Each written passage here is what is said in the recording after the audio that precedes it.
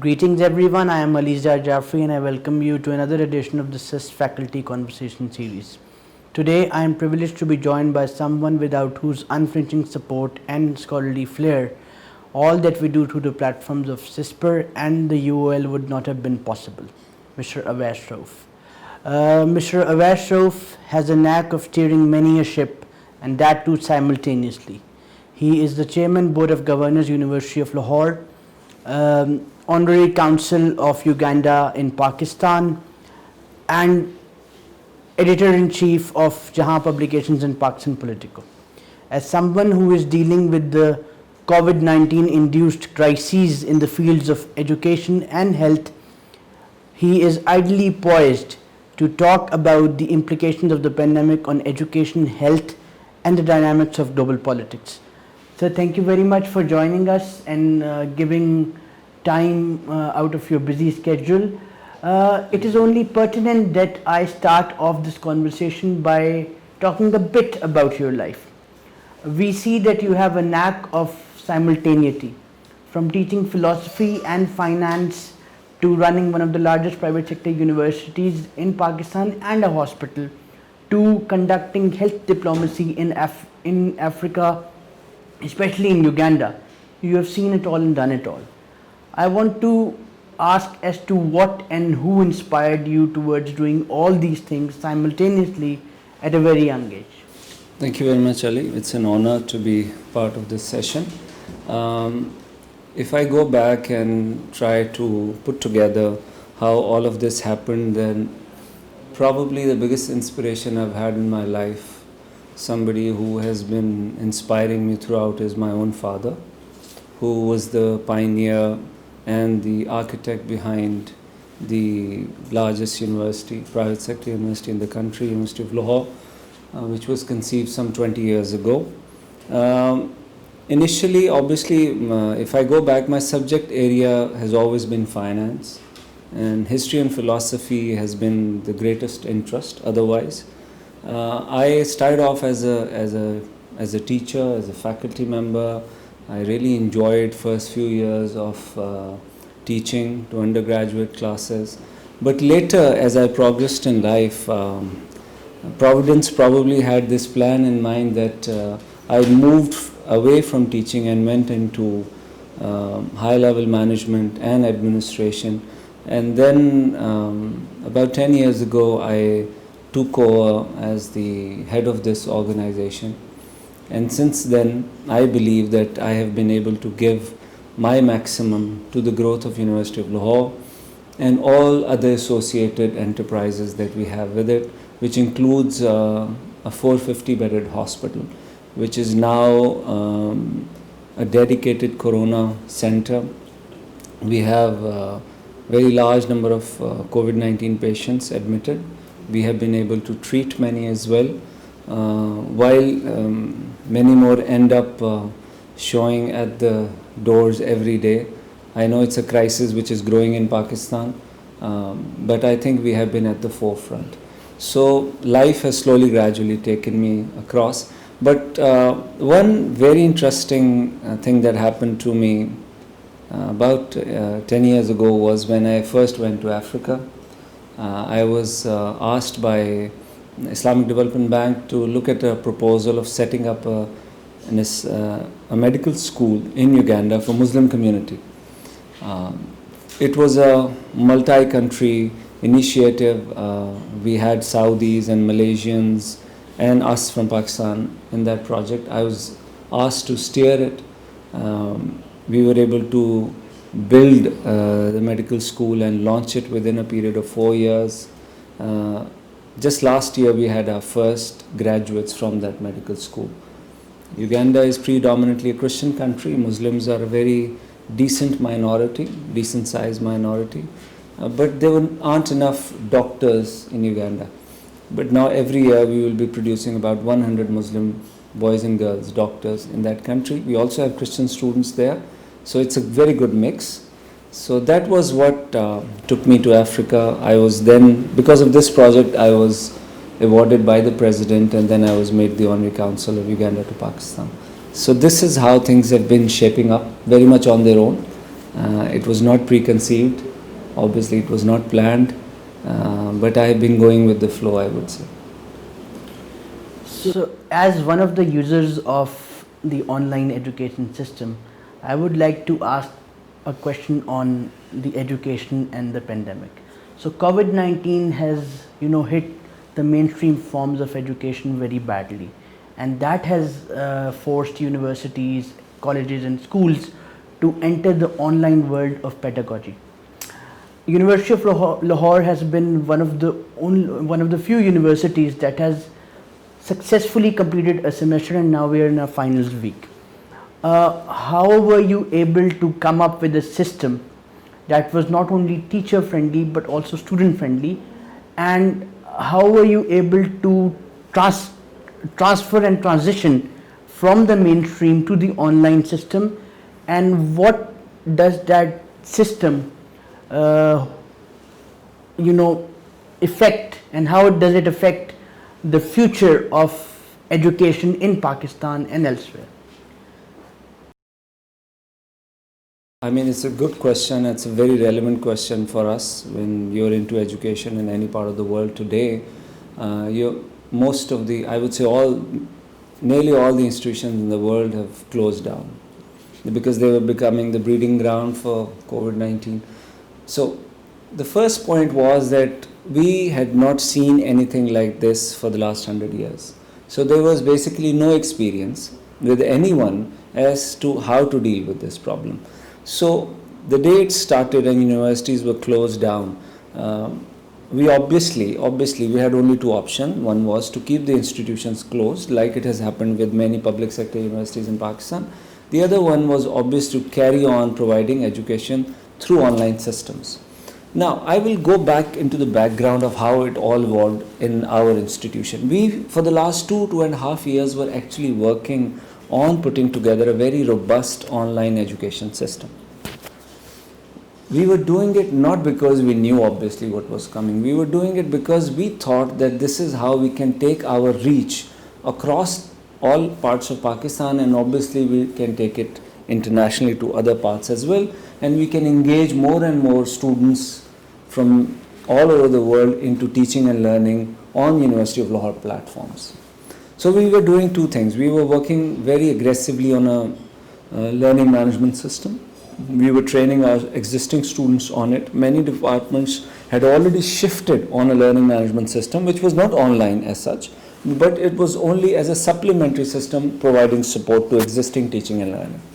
The other thing we were doing was where we were already building the largest, probably one of the largest private clouds in the country, a data center in the private sector to support in terms of storage and processing an online system that would provide teaching and learning to students in large numbers. I'll give you an example how I define large numbers. Just last week, at one point in time, we had 35,000 students studying at one time across many cities and 16 countries in different faculties of the University of Lahore. They were all off campus, all faculty were off campus, but our systems were able to not only provide complete support, sustain that level of numbers as well. So this, while COVID came out of nowhere, but our readiness was there and was building up for the last many years. It looks like as if it all connected at once. We have used many different solutions. For example, we are using Zoom as well for video conferencing. We are using Moodle as well. For examination, we are using a different system. We are right now testing our platform for examination. We can test up to 10 to 12,000 students at a time, where each and every student is getting a different question at a different time from a data bank. So this way, when I look at our platform today, it surprises me because I could have never imagined that we could have offered such a robust system to our students that could have handled everyone from every part of the world. We have many international students, 16 nationalities. Most of the students have gone back to their countries. starting from Afghanistan to Nepal to Jordan to many African countries. Students are right now getting connected every day from those countries. They are being examined, they have been delivered lectures, everything is functioning properly. We have evolved as well in the last 2 months. We did find difficulties offering examinations initially, but then we purchased some more solutions, deployed them, they have been a success. So if God forbid COVID carries on, I see next semester, especially summer and fall, we will have even better solution for our students. Is it an opportunity? Absolutely. How will it serve us, our purpose in the future? We have to see. Because with this ability, this system support, I think institutions, including University of Lahore and many other, can go international. Last year, an North American university, very renowned university, gave a plan, 10-year plan, where they wanted to have close to 1 million students enrolling from all over the world. And they were obviously planning it on the basis of online systems. But I'm sure now they'll be ready for it within a year, because everything, because of COVID-19, has now changed, and we are looking at a new world. And I think in Pakistan, along with some other institutions, we at University of Lahore are most ready for that future. So I would just like to have a quick follow-up question to this. I heard that the Prime Minister was appreciative of the efforts of the University of Lahore's online education system. So are you in talks with the government of offering this system and developing it to a larger scale across Pakistan and helping the government out in this initiative? I think the first and foremost was to create a very reliable system for our students, for our numbers, which I think we have. After the end term exams are over and examination module is completely tested and tried, we can go out to the government institutions and offer our solutions to them. Our data center has a capacity to provide support to more than 500,000 students for teaching and learning, and a very large number of students for examination as well. So it will be very important for us to go out and provide what we have created to each and every institution out in the country, let it be public sector or private sector. Already many private sector institutions are assisting each other in terms of solutions, sharing their experiences, even sharing the solutions available. So the same kind of cooperation should be made available to the public institutions. I believe that. I have already discussed it with many concerned government officials, and they are looking forward to it. Initially, everyone had thought that this COVID would end within 2 to 3 months. Now it looks that is going to extend probably till the end of the year. So the universities and colleges and schools will probably remain closed. So these online systems will become even more important and relevant in the next few months. And since we have tried out our solution, I think it's very much possible that the government also takes support from us, and we'll be more than happy doing that. Okay, talking of COVID, you have been in the thick of things in dealing with this COVID-19 as the head of the UL Teaching Hospital. Tell us as to how have you dealt with the pandemic. How has the University of Lahore's teaching hospital built its capacity, and how do you assess the future implications of COVID-19 on the healthcare infrastructure of Pakistan, both in this period and once the pandemic is over? I think we can divide this into 3 very important issues. Number 1, will this pandemic be over within the year, or we see it extending into the next year? So first of all, COVID-19 is not going anywhere. Every expert believes that now it's going to stay forever. It's just that we will achieve herd immunity over some time, over many months, and then it will stay around like avian flu and other flus. So this stays within the societies forever. We build our immunity and we build our systems to deal with it. If you remember, in 2011 or 12 we had dengue as a problem. Initially, first few months there were many casualties, but then our systems, our doctors, our institutions were able to build enough understanding and capacity to deal with it. Now every year, even if we have it, we can deal it better. So the same will probably happen with COVID-19. What we did at University of Lahore was, first in our teaching hospital, we started off with 50-bedded COVID center, treatment center. We also started a PCR lab for COVID testing, because they go hand in hand, in my opinion. As this pandemic started building up in Pakistan, initially first few weeks, there were not enough patients for treatment and testing, and it looked that what we have done is enough as a center.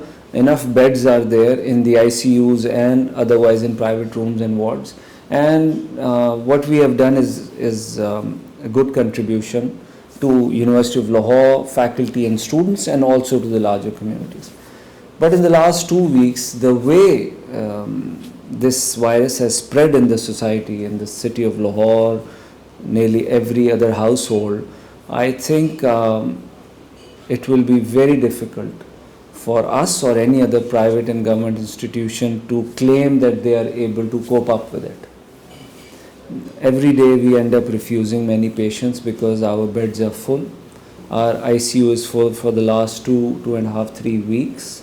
One patient who is treated, recovers, once leaves ICU bed, there are 5 patients in waiting. So it's a very critical situation. Sometimes it gets very depressing as well. On the other hand, the testing lab, every day numbers are rising. We are now testing close to 100, 150, 200 people every day. We provide discount in terms of testing and treatment to our faculty and students. I think that is a contribution towards the University of Lahore family. Today we have also completed the development of our own indigenously developed PCR kit, testing kit, that will go into trials from Tuesday onwards, and then we intend getting approval from DRAP and probably start marketing this kit within 15-20 days. So I think we are trying to contribute in many different ways towards this pandemic, towards fighting out this pandemic, and we have been successful in many areas, and I hope even going into the future we can contribute even more. So as someone who is also dealing with the health crisis, and also as someone who is an employer of many people, you are ideally positioned to talk about the lives versus livelihood debate. So how do you look at that debate, especially in developing countries, including Pakistan, and what do you make of governments, especially the federal government's refusal or reluctance to impose a countrywide and a blanket lockdown across Pakistan? I think there are many countries in the world who have gone into an absolute lockdown, and they have been able to manage COVID for some time, while COVID will stay around and there will be second, third waves of COVID-19 hitting many countries who have been able to deal with the first wave in a very good manner. Pakistan and countries like Pakistan, India, the problem with them is that they, in case they go into an absolute lockdown, the poor people, the number of poor people who have to earn a livelihood on daily basis, they can probably not survive, since the governments are not able to give them their wages through support. When businesses shut down, they're not able to earn anything. I don't think countries like Pakistan can go into this absolute lockdown. They obviously have to plan something like a smart lockdown. where people can carry on learning, earning their livelihoods. The vulnerable people should obviously go indoors and try to protect them. As we have seen in our hospital and across the world, COVID-19 is most dangerous for certain people who are in late ages, who have underlying health conditions, who have their immunities suppressed. So there are certain type of people who need to be protected under all circumstances. They are most vulnerable to COVID-19. So I think let's try to put them indoors and protect them most, and still carry on with daily day-to-day businesses while remaining very vigilant. Certain areas will have higher number of COVID patients. Those areas maybe would need to go into more of a tougher lockdown. Some areas with lower number of patients or suspects probably would have to carry on with their routines. So I am for what the government is saying. I believe that we cannot sustain an absolute lockdown, because maybe up to 70% people, they do not have enough savings with them to survive more than 10-15 days in this country without any earnings. If that is the reality on the ground, how can you shut down everything? Maybe COVID will kill X number of people, but hunger would kill 3 times that. So our governments have to go very smartly. They have to change strategies on day-to-day basis. But absolute lockdown is not a solution, is not an option for countries like Pakistan. So I think it has to be a smart lockdown. Let's see how government comes up with it and whether people actually follow it or not. With this, we come towards the last question of our conversation, and I would like to bring everything that we have discussed into the frame and talk about the global political landscape. You have had a keen eye on international affairs, and as you said, you like history and other disciplines, and you do realize the importance of soft power when it comes to the shifting dynamics of Sino-US relations. How do you look at the future of this great power rivalry? Will China rule the roost? Will the US bounce back with a vengeance? What will this relationship be like? And what role do you see for health diplomacy in this overall rivalry? Because you have seen China, play a great role in countries that have been affected by the pandemic, and especially in Africa. You know Africa quite well. Chinese have ingressed in Africa even before the pandemic. So how do you look at this situation and the overall dynamics of the rivalry going forward? Yes, I think, I'm sure every other expert, every other individual or academician or researcher who works on Sino-US relations must be wondering how this pandemic would ultimately affect the struggle of power between these two countries. And I'm sure that people have a better understanding of this than me, but I believe that US still obviously remains sole superpower in the world. Pandemic will affect US in many ways. We've had recent rioting in the country as well, and that has also seemingly worsened the situation for US. While China has in the last 2 months brought back its economy on the track. They were affected by COVID-19 obviously before any other country, but through a very strong regimen they've been able to bring back their economy on track as well. All their factories are working, all their economic zones are operational, they are producing. There is a problem on the demand side because the highest demand was from the Western countries, since those economies have not come back. So there isn't enough demand, but the fact that Chinese are now poised to produce. So the day you see economies, the consumer-based economies coming back on track, Chinese production and manufacturing units will be producing probably full throttle. Will US give away this position of being the sole superpower to China very soon? In my opinion, no. I don't think so. America will come back once they are done with this first or second wave. You will see that American economy will spring back with a vengeance. Yes, Americans must already be planning how to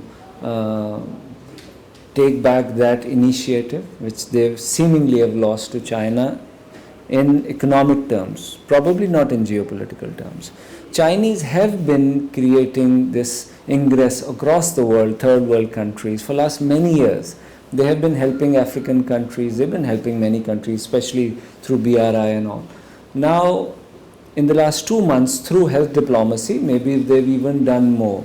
But does it always create for them goodwill? Maybe not. I've seen in African countries where Chinese have gone in to support each and every aspect of development, but still people are not very friendly towards Chinese companies and people.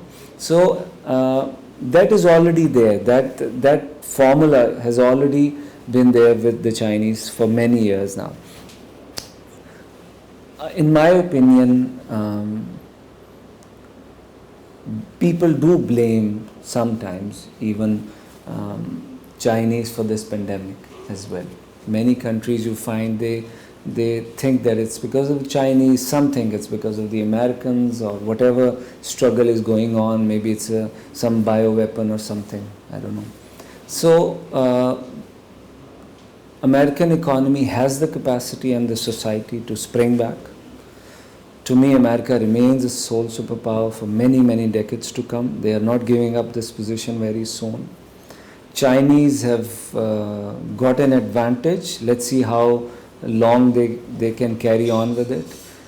But there is a reality that I feel that even if China is getting initiatives and is getting opportunities to take that position, there is always reluctance in the leadership.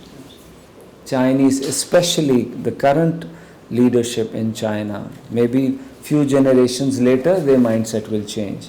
You can people call them the reluctant superpower, the reluctant imperialist. So Chinese, even if they get that opportunity, they do not want to exploit it.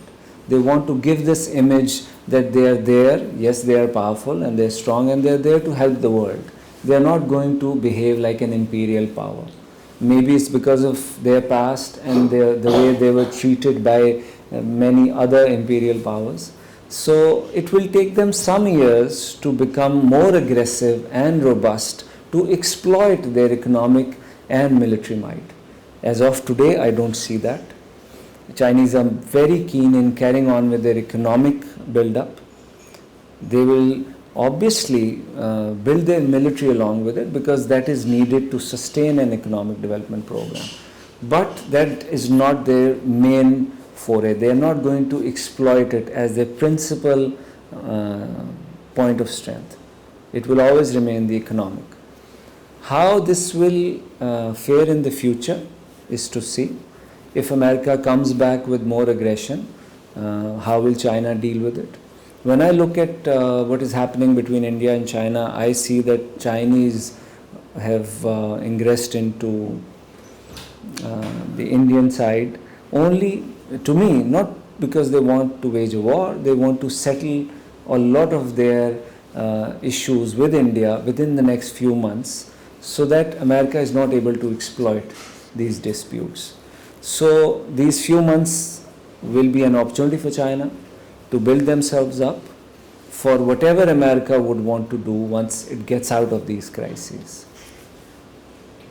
So thank you very much for this resounding conversation. We must wish you good luck for all that you are doing in the fields of education and health, especially in these times of crises. I think it's important for us to make the world understand that public policy is not just about copy pasting, it's about applying solutions based upon local customs, traditions, and the local environment, instead of just painting everything with a broad brush. So I thank you once again, and thank you for all the support that you have been extending to us. So viewers, that was it from us today. I would like to say that this video would be uploaded on our CISPR YouTube channel later today, and I must tell that a lot of other conversations are in the pipeline. So stay tuned to CISPR for all our events, conversations, webinars. We had a webinar yesterday with Andrew Small on Pak-China relations. The video is already up on the channel. We have already had conversations on Kashmir, on the security trilemma in the region. We have had faculty conversations with the likes of Dr. Tanvi Madan, Brigadier Feroz Hassan Khan, and others. So stay tuned to